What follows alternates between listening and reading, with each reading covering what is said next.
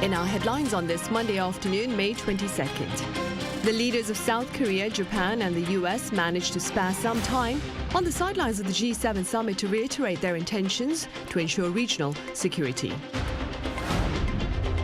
And US President Joe Biden says ties with Beijing will see a shift, quote, very shortly, even as China takes issue with the latest G7 statement on economic coercion and more.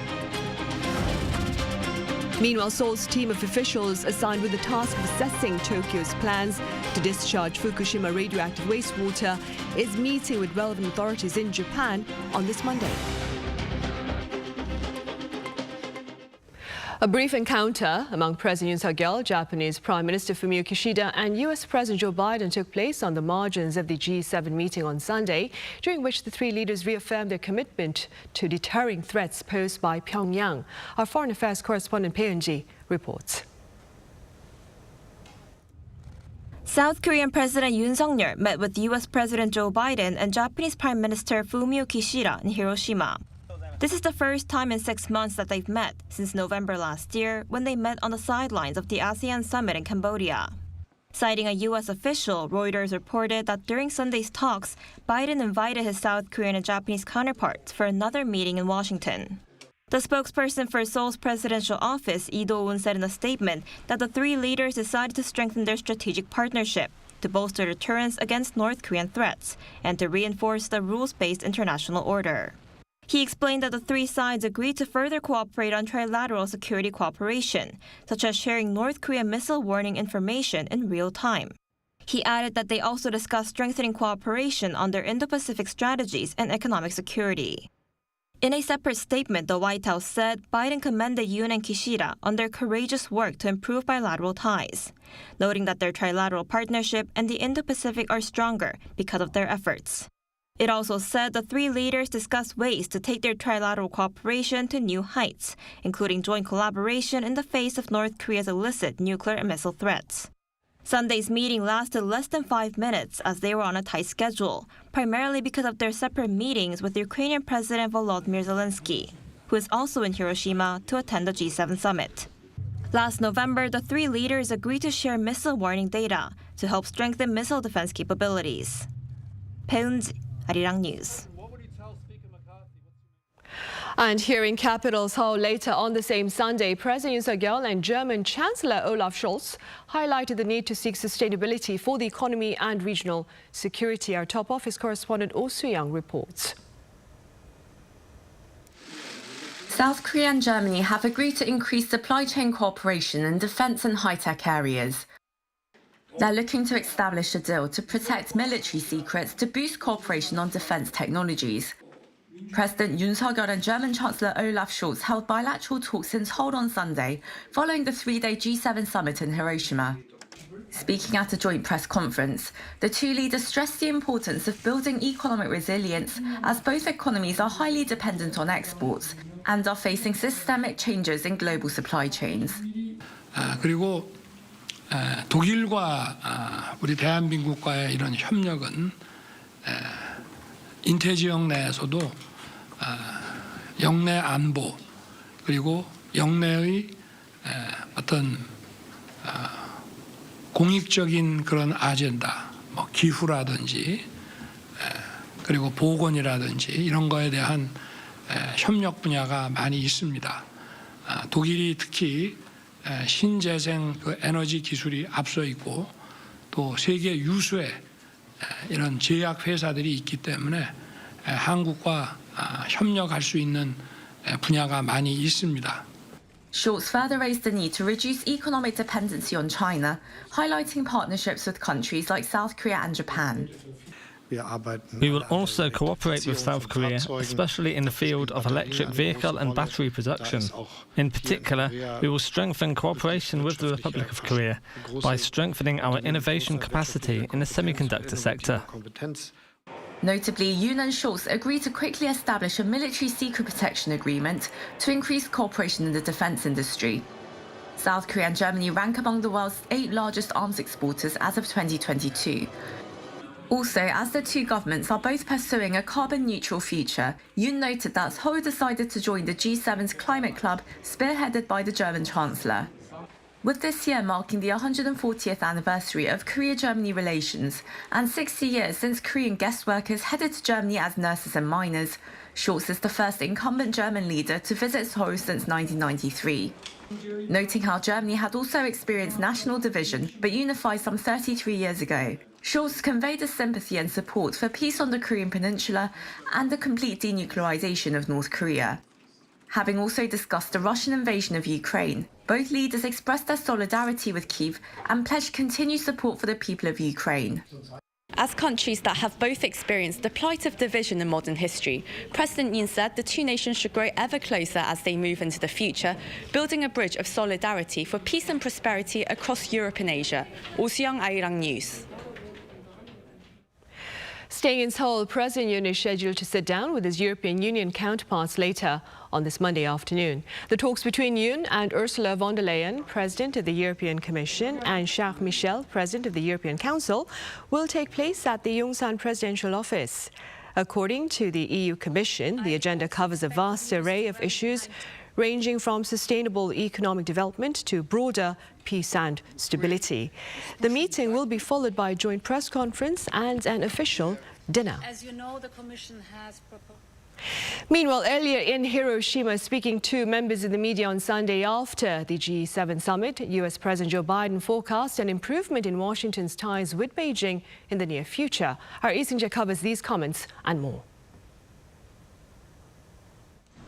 After the three-day G7 summit in Hiroshima, U.S. President Joe Biden held a press conference on Sunday to discuss key issues discussed with other world leaders in Japan. There, Biden said the group of 7 leaders had agreed to diversify supply chains to reduce dependence on China, stressing that they're not trying to decouple from Beijing. And despite U.S.-China relations being ever so frosty, especially since the diplomatic tensions caused when the U.S. shot down a Chinese balloon that flew over sensitive military sites, the U.S. leader expects relations to thaw very shortly. Still, Biden stressed that the U.S. refuses to trade certain items with China over concerns that such goods can be used to produce nuclear weapons and other weapons of mass destruction. Meanwhile, Biden touched upon the potential use of F-16 fighter jets by Ukraine as G7 leaders agreed to joint allied training programs for Ukrainian pilots. While no discussions on the actual delivery of F-16s were mentioned, Biden said that he had received a flat assurance from Ukrainian President Vladimir Zelensky that any F-16s received from their Western allies will not be used to go into Russian territory. I have a flat assurance from Zelensky that they will not use it to go on and move into Russian geographic territory. But wherever Russian troops are within Ukraine in the area, they would be able to do that.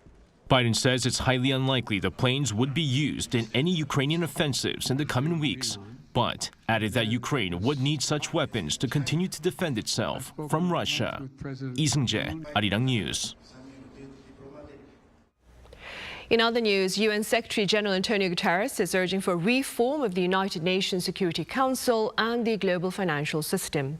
Speaking at a press conference after the G7 summit, Gutierrez claimed both frameworks reflect the power dynamics of the past and thus need to be updated to better reflect the current status quo. With regard to the global financial structure, he added it had become outdated, dysfunctional and unfair, and had failed to function as a global safety net during the most recent turmoil, including the pandemic, as well as the ongoing war in Ukraine. He further pointed out concerns by the Global South that reportedly believe more should be done to improve dated systems. Over in Japan again, Seoul's delegation of officials assigned with the task of assessing Tokyo's planned discharge of radioactive wastewater is meeting with relevant authorities on this Monday afternoon. According to Seoul's foreign ministry, the delegation, led by Nuclear Safety and Security Commission chairperson Yoo Kuk-hee, is meeting with Tokyo Electric Power Company, which runs the plant, as well as Japan's Industry Ministry and the Nuclear Regulation Authority.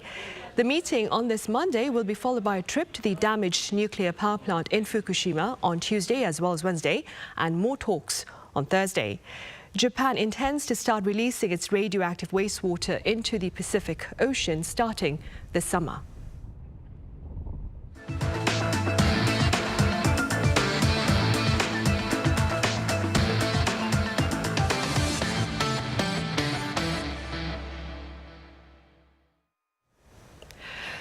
Korea's exports continue to lose ground this month, putting the country's trade balance thus far this year in the red by $29.5 billion.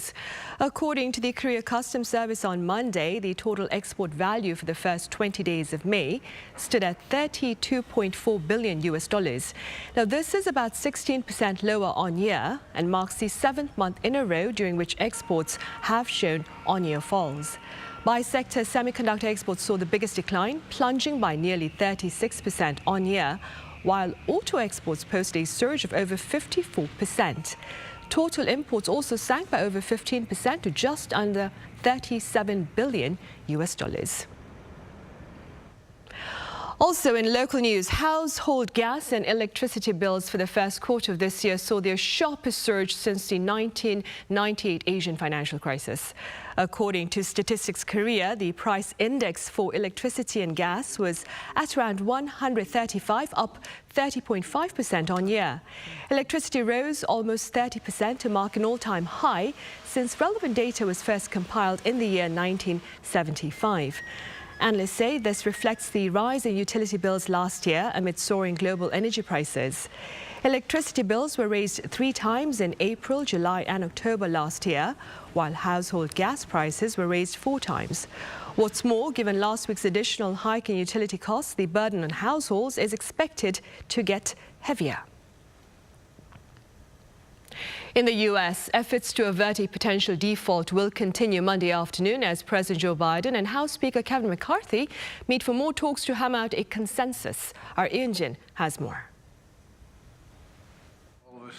On Sunday evening, while flying back from the G7 summit in Japan, U.S. President Joe Biden discussed the current debt ceiling issue with House Speaker Kevin McCarthy over the phone.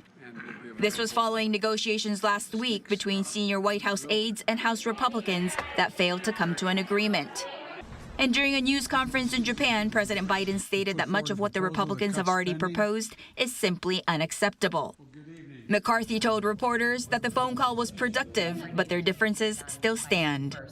What I'm looking at are where our differences are and how could we solve those. And I felt that part was productive. But look, there's no agreement. We're still apart. President Biden will be meeting with Speaker McCarthy on Monday upon his return to Washington. McCarthy says Republicans backed an increase in the defense budget while cutting overall spending, and that debt ceiling talks have not included discussions about tax cuts passed under the former administration. While President Biden has stressed that he's open to making spending cuts and said he was actually not concerned about the cuts leading to a recession, but he could not agree to the Republicans' current demands. Currently, the Republicans hold a slim majority in the House and the Democrats have narrow control of the Senate, so no deal can pass without bipartisan support. Less than 2 weeks remain until the June 1st deadline U.S. Treasury Secretary Janet Yellen reaffirmed on Sunday, when the Treasury Department has warned that the federal government could be unable to pay all its debts. A failure to lift the debt ceiling would trigger a default that would cause chaos in financial markets and spike interest rates. Yoon, Arirang News. Back on the local front, come Wednesday, Korea's space rocket Nuri will take off for a 3rd time, carrying actual payloads into space. Also, this upcoming launch, that is the first since Hanwha Aerospace secured the bid to lead the government project. Our Shin Se-byuk explains. South Korea's space industry is reaching new heights. With the upcoming 3rd launch of the Nuri space rocket comes the debut of private entities being involved in space exploration. Hanwha Aerospace secured the technology transfer and project management for Nuri last year. The company will receive vital technologies from the Korea Aerospace Research Institute, enabling it to oversee the next 4 Nuri rocket launches, including this Wednesday's. In addition, Hanwha will invest 50 billion won, or over $37 million by 2025, to establish a rocket assembly facility in Suncheon and core component manufacturing facilities in Gohung, both Jeollanam-do province. Through this technology transfer, Hanwha aims to emerge as a comprehensive solution provider in the space industry. Our goal is to provide comprehensive space solutions, leveraging our launch service expertise and relationships with our sister companies. This entails building a strong space industry value chain, including satellite manufacturing, space transportation, and exploration. Bringing the private sector is part of a government scheme to enhance the technological reliability of the Nuri rocket and create a self-sustaining space industrial ecosystem. This was inspired by NASA's technology transfer to SpaceX, which has emerged as one of the world's leading aerospace companies. One expert explains that collaboration between the public and private sectors could lead to incredible innovation, but without soaring costs. SpaceX's Falcon 9 is capable of deploying a 23-ton payload in a single launch, enabling cost-effective satellite deployment. Moreover, its highly advanced reusable rocket engines further drive cost reduction. However, the expert expressed doubts about Korea's potential to outperform other countries given its relatively late start in the field. Nuri is an impressive feat considering South Korea's late entry into space technology. However, looking to the current blueprint, South Korea may face challenges in developing reusable engines in the near future, a technology that has already been mastered by SpaceX. This makes it unlikely for Korea to gain a competitive edge. In the quest to foster innovative, homegrown space companies, the expert highlights the need for a robust infrastructure capable of overcoming challenges and setbacks. 신새벽, Arirang News. K-pop girl group 50/50 has hit a new milestone on the global music platform Spotify. The group surpassed 34.3 million monthly listeners last Friday, the highest among female K-pop acts. And the group's listenership grew even further over the weekend to post 34.8 million by Monday. The previous record was set by Blackpink last September with 34.1 million. Monthly listeners are calculated daily based on the number of Spotify listeners to a certain artist over a span of 28 days.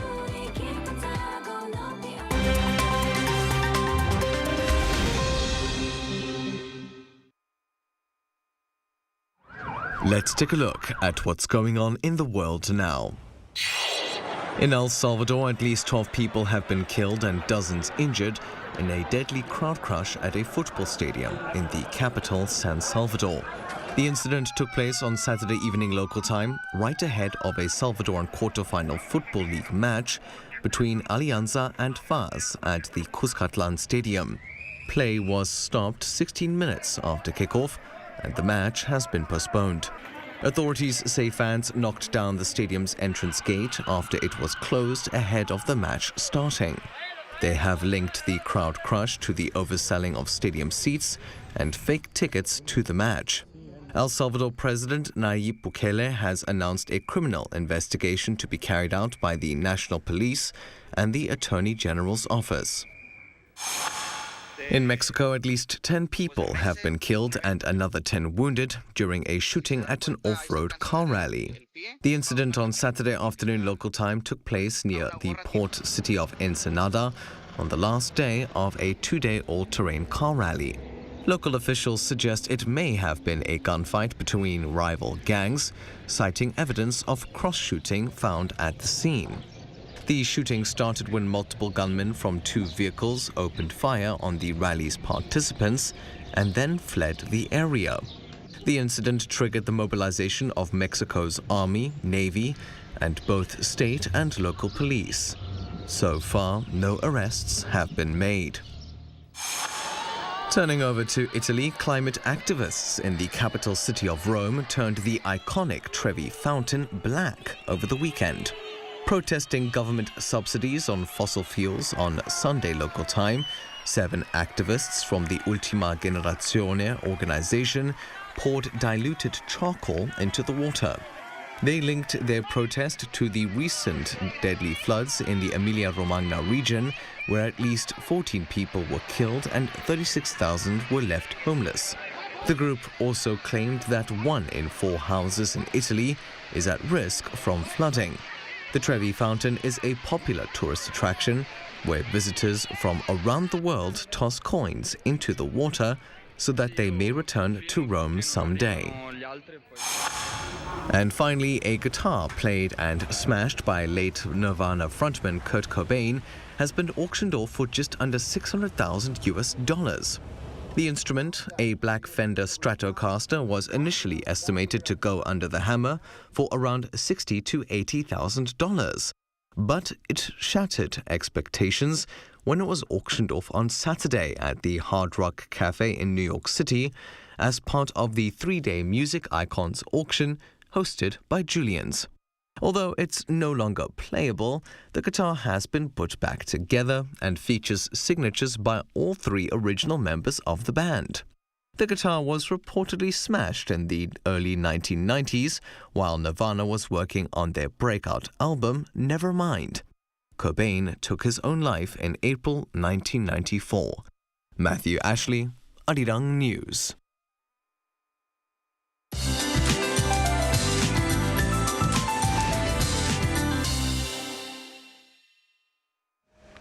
Good afternoon.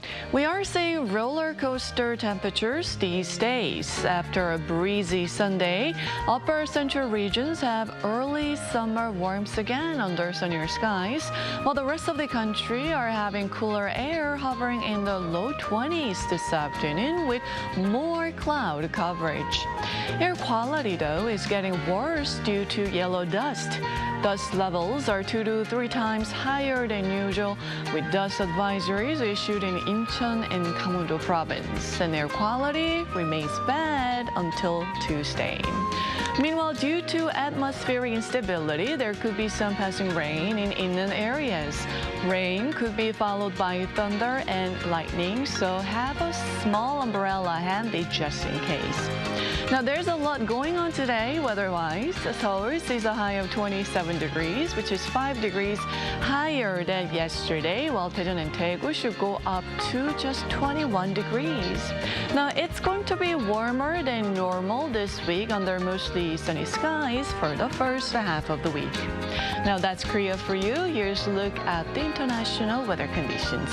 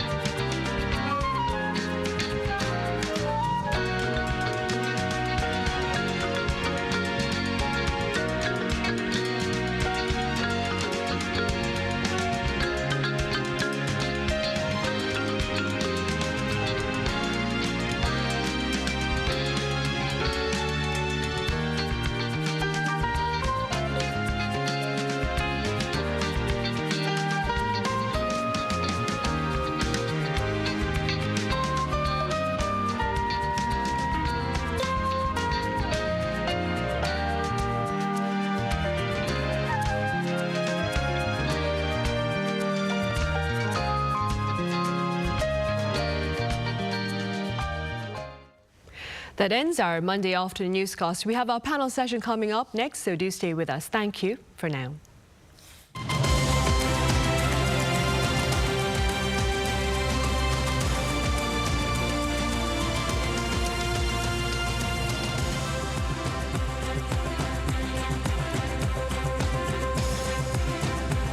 I'm live!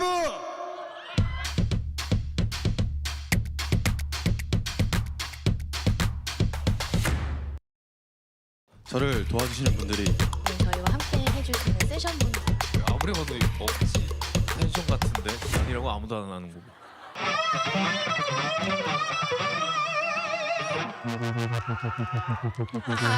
좋아요.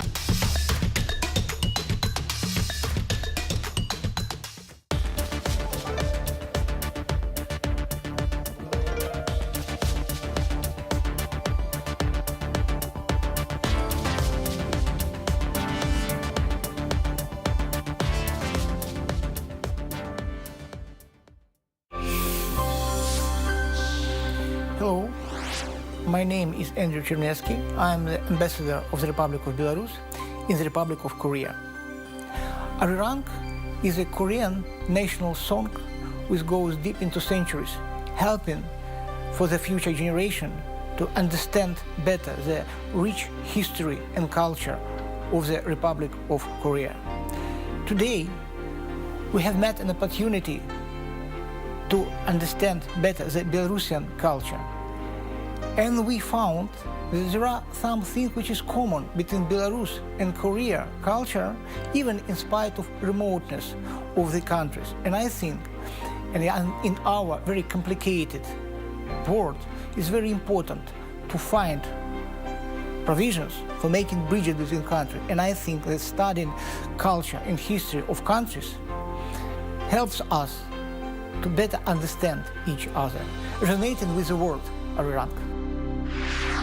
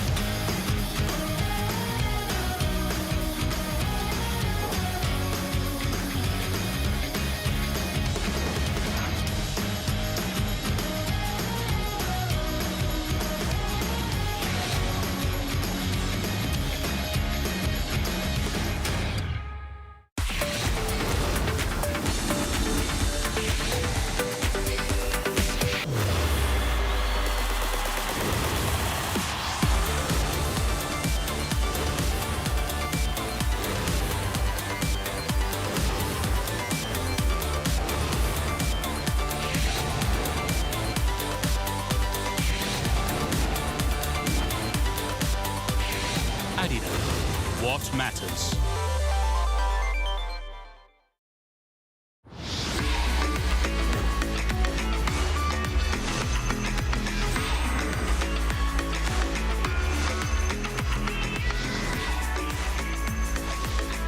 Lotte takes a new leap beyond its boundaries.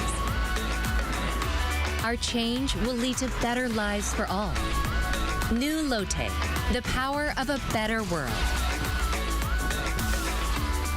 New today, better tomorrow. Lotte.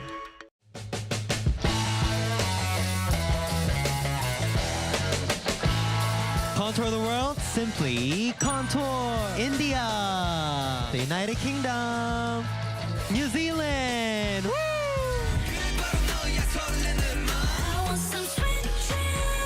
I'm excited. You excited? Of course. Yeah.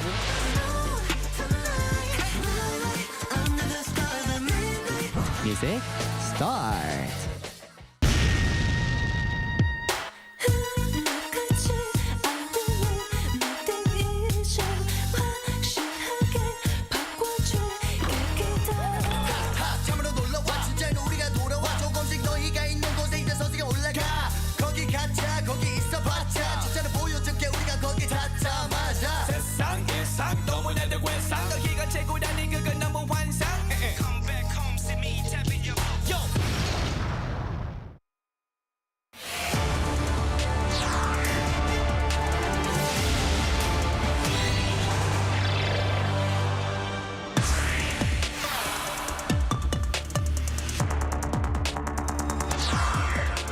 Cross-border interactions to address global concerns continue here in Seoul, a day after the G7 summit in Hiroshima, as President Yoon Suk-yeol is sitting down with European Commission President Ursula von der Leyen and European Council President Charles Michel today at the Yongsan Presidential Office. So what are the issues on the agenda of these talks? What was addressed during President Yoon's meeting with Ukrainian President Volodymyr Zelensky in Hiroshima? And what was agreed during the G7 summit with regard to Russia and China? Welcome to Issues and Insiders. The most recent platform for global effort to better tackle broader security concerns has been deemed productive by pundits, especially in light of a surprise in-person attendance by Ukrainian President Volodymyr Zelensky, who sought to broaden support for his country's defense against Russia's invasion. Now, for more on the latest diplomatic developments, I have Professor Min Jung-hoon from the Korean National Diplomatic Academy here in the studio with me. Professor Min, it's been a while. Welcome back. Yeah, my pleasure always. I also have Professor John Nielsen-Wright at the University of Cambridge live on the line. Professor Nielsen-Wright, it's a pleasure to have you with us. Great pleasure to be here too. Right, Professor Min, as I mentioned earlier, President Yoon is hosting the leaders of the EU starting this afternoon. What issues do you believe should top the talks? Yeah, probably that will be the last event of the super diplomatic week, probably the lasting the whole week, last week, and I think that the President Yoon and the EU leaders will mainly talk about the economic issues like the green energy, renewable energy, or the green energy, and the biohealth and the digital. Probably they will talk about how the two countries will work together in terms of the high-tech industries, like for the future the economic growth, and they will also talk about the North Korea situations on the Korean Peninsula, and they will support, the EU leaders will support what South Korea is doing against the North Korea's increased nuclear and the missile the threats or capabilities, and they will send the support to the South Korea and the international community that the North Korea's nuclear capabilities should be stopped and decreased for the peace of Korean Peninsula. But again, I think that the two leaders will focus on how the two areas of the important globe, the community, will work together to secure the economic, the prosperity and the interest in the near future. Right, and we'll probably have more details on that later on in the day. Professor Nielsen-Wright, in the meantime, German Chancellor Olaf Scholz was also here in Korea for a one-day visit on Sunday. Now, German media claimed that the visit itself held much symbolic significance. What are your thoughts on this trip and its implications? I think it's a further confirmation that European actors, including Germany, take the situation on the Korean Peninsula very seriously. We had, of course, a visit by the German Chancellor to the DMZ and a personal statement by him making it clear that it's important that North Korea ceases its provocative ballistic missile tests. This, I think, is consistent with the way in which Germany in recent years has sought to demonstrate that it takes Indo-Pacific security much more seriously. The Chancellor has also talked about what he calls a Zeitenwende, or a sea change in Germany's foreign and security policy, which of course represents a departure from the position that Germany, given the legacy of World War II, has taken on security issues, inherently much more cautious. We've seen, as a result of pressure from the United States and the Biden administration, Germany now is providing substantive military support to Ukraine in its war with Russia, the provision of heavy armaments, Leopard 2 and Abraham tanks.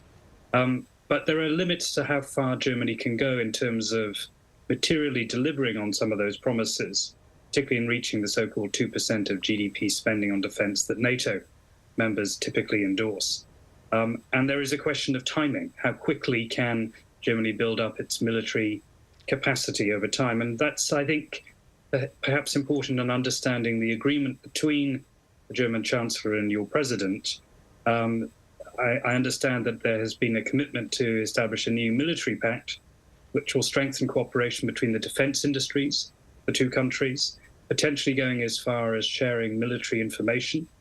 And all of this, of course, on the back of the G7 summit is hugely important, given the G7 communiques underlining the importance of standing up to the risk of nuclear proliferation and, of course, the threat from the DPRK. So this, I think, is a sign of greater convergence. Of course, it's not the only set of issues that matter between Berlin and Seoul. Also, there are important areas in terms of economic cooperation. We've seen that in the discussion between the two leaders, particularly on the issue of climate change, hydrogen, chips, clean energy. All of this, I think, is a very positive indication that the two countries are increasingly on the same page in addressing both regional and global issues. Right, indeed. And aside from his talks with German Chancellor Olaf Scholz, President Yoon Suk-yeol also had a very brief meeting with Ukrainian President Volodymyr Zelensky over in Hiroshima. Now, later, Mr. Zelensky treated his appreciation of Korea's demining assistance as well as, of course, humanitarian support. Professor Min, do you see such in-person interactions as laying the groundwork, perhaps, for eventual weapons aid to Ukraine from South Korea? No. Completely not. I needed to make sure that the South Korean government has got the principle that it will not provide any lethal weapons to the combating countries or the countries in the war. So as you mentioned, South Korea has been providing the economic and humanitarian assistance to Ukraine because Russia illegally invaded the Ukraine. And as you know, South Korean government strongly criticized, blamed Russia for that kind of illegal conduct. So it is the right that South Korea needed to provide economic and humanitarian assistance for the Ukrainian people, but providing the lethal weapons to Ukraine, it's kind of a totally different story. If we consider the importance of the South Korea's relations with Russia. Personally, I think that Russia made a pretty bad decision in terms of the invading Ukraine for any kind of the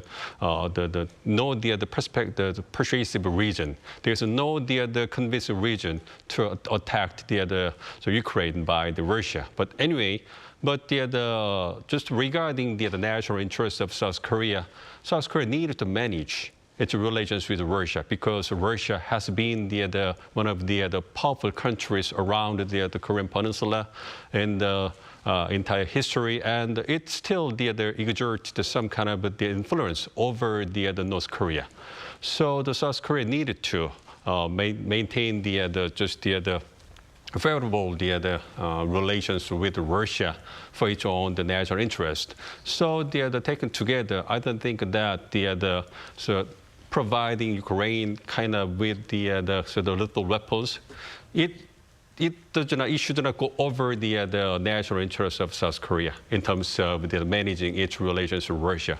So at this point and for the near future, if there is a serious change in terms of Ukraine world, like the massive civilian massacre in Ukraine by the Russian soldiers, or the serious the international law, the violation by the Russia.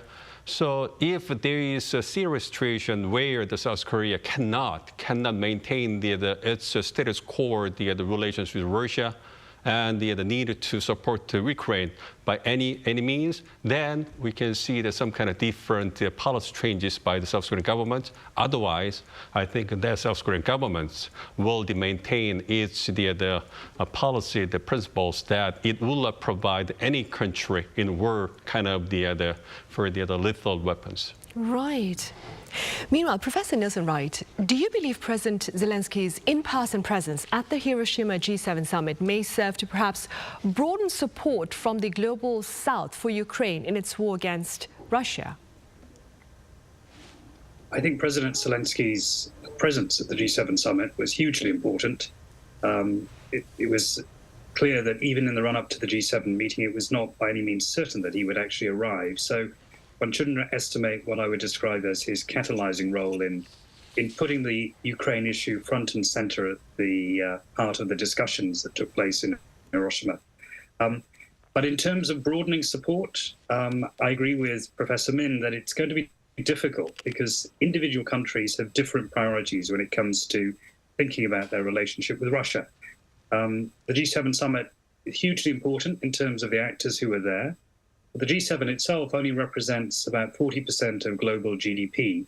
And it was for that reason that Prime Minister Kishida was intent on inviting other countries, including Brazil, India, Indonesia, and of course, very importantly, in terms of our discussion, South Korea.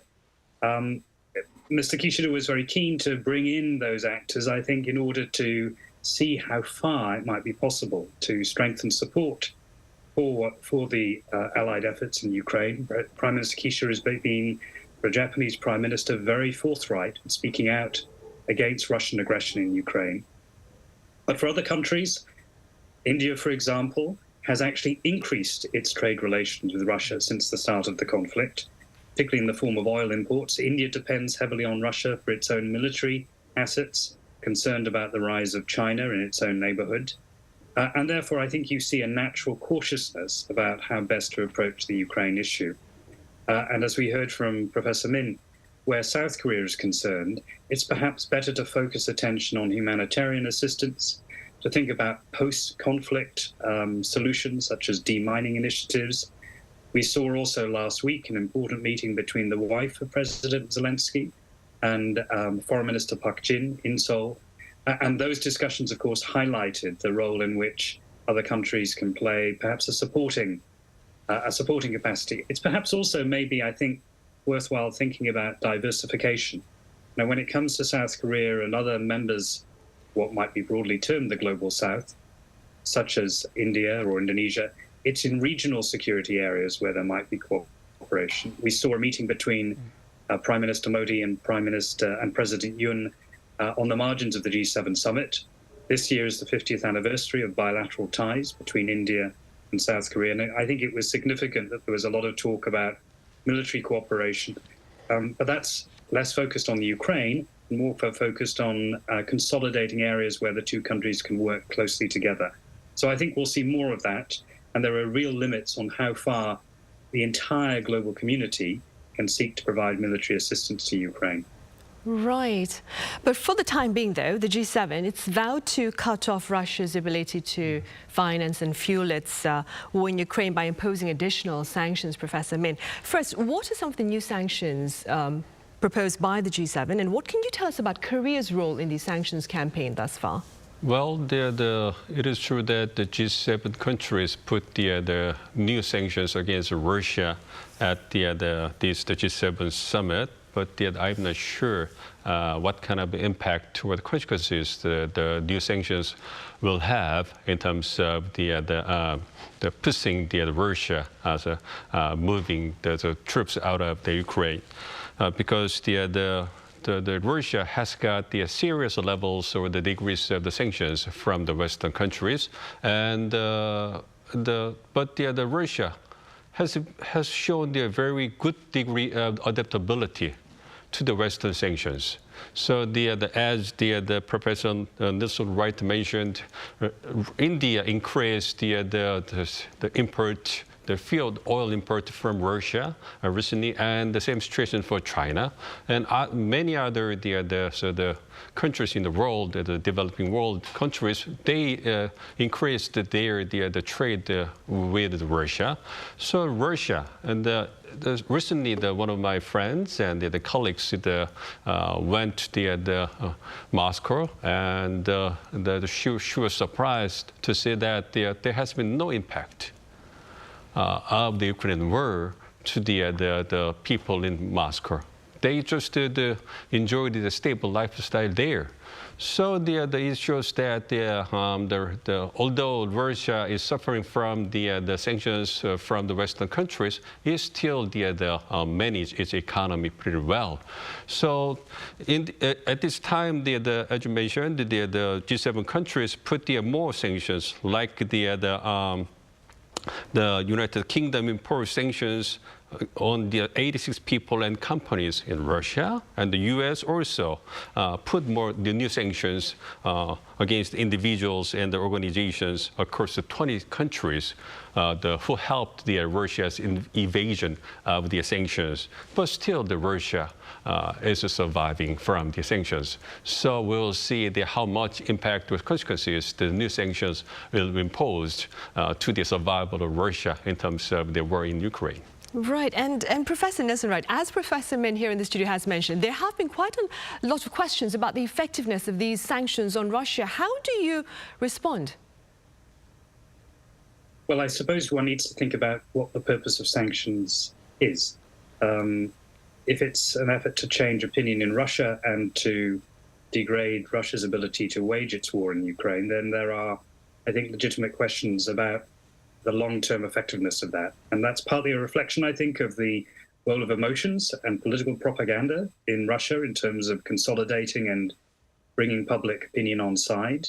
and disinformation. That's very hard to combat. Sanctions themselves, as we've seen in other security predicaments, most obviously with North Korea, have at best a limited role. But they do also have a role in terms of declaratory policy, in terms of underscoring the commitment of Western countries to maintain their position on Ukraine. And I think what is uppermost in the minds of perhaps European leaders, as we're seeing in this visit by the presidents of the Commission and the European Council to Seoul today, is the importance of sending a signal that Europe is united in seeking to maintain its position on the war, to avoid, if you like, conflict fatigue over Ukraine. There are real, I think, practical constraints. If you take a country like Japan, for example, under Prime Minister Kishida, as I mentioned earlier, Japan has been quite forthright in its public declarations against the aggression by Russia in Ukraine. But when it comes to energy dependence, 10% of Japan's natural gas is derived from its contact with Russia. And so, for very self-interested reasons, there are limits to how far individual countries can go in imposing sanctions. And as we've already heard, when it comes to South Korea, this is a real concern, partly because, of course, of those regional priorities when it comes to dealing with North Korea. I think it's probably worth underscoring that we've seen statements from European representatives. Maria Castillo-Fernandez in Seoul has said that sanctions will continue as long as it takes, in her words. And that's really, again, to reiterate what I said earlier, the importance of keeping the Western alliance together. Ultimately, this war will have to be resolved and decided on the battlefield. We've seen already with the controversy surrounding the standoff in Bakhmut, concerns about to what extent Russia's military forces there have been able to make progress. President Zelensky in Hiroshima was very concerned and keen, I think, to emphasize that this is still a dynamic, fluid situation. We've seen an announcement by President Biden that he's now willing, finally, to provide support for F-16 fighter planes. I think this is an indication that this is still a finely poised conflict. There is hope that eventually, if the Ukrainian military is able to make progress on the ground, this new technological support in the form of F-16 fighter aircraft will allow, ultimately in a post-conflict situation, Ukraine to maintain its own security. But we're obviously a long way from that situation, and therefore it's important to keep public opinion on side, and that's why these statements on sanctions are so important. Right. And moving from Russia to China, quite contrary to earlier skepticism, Professor Min, the G7 members, they were able to come up with a solid show of solidarity, well, a tangible show, that is, of solidarity with regard to China. What are the implications of this stance, do you think? Well, one of the most interesting thing that I found from the G7 summit regarding China is that the Biden administration begins to use the interesting term, de-risking of China instead of decoupling of China in terms of the global supply chain. It means that the Biden administration has been a little bit changed its policy of China considering the subtle positions that the allies and the partner countries have over China, like the European countries. Each European country has got different national interest in relations with China, like the Germany and the France and Britain. They have a different interest over the China. And the same situation for South Korea and Japan and other countries. Although Japan is working together with the United States in terms of tracking the rise of China, but it still wanted to maintain a good economic relations with China because China has got a huge market and it has brought up the pretty important economic interest for the Japan, and the same situation for the South Korea, and the similar situations for the European countries, including Germany. To think about the situation of Germany, it is the largest European country in terms of maintaining the economic cooperation with China in the whole European continent, and the similar situations for the major European countries. So it's a little bit different to see that the European countries, G7 countries, has got the solidarity in terms of the blaming Russia in terms of invading Ukraine, although there are some kind of limitations that of the sanctions against Russia. But regarding China, they got a little bit toned down the message there against China. Of course, they got some kind of agreement in terms of making clear the voice that they are against the unilateral, the status quo change by force by any country. Probably targeting China, but they don't want to. So probably designate China in the statement, but they also mentioned that the Taiwan issues, Taiwan threat issues, should be resolved peacefully. Okay, so they put the importance of diplomacy in terms of resolving Taiwan issues. It means that they have the indirect interest or the influence of Taiwan threat issues. So it means that they want to maintain the favorable opinions and situations with China. So a little bit different in terms of dealing with the China issues over the Russian issues.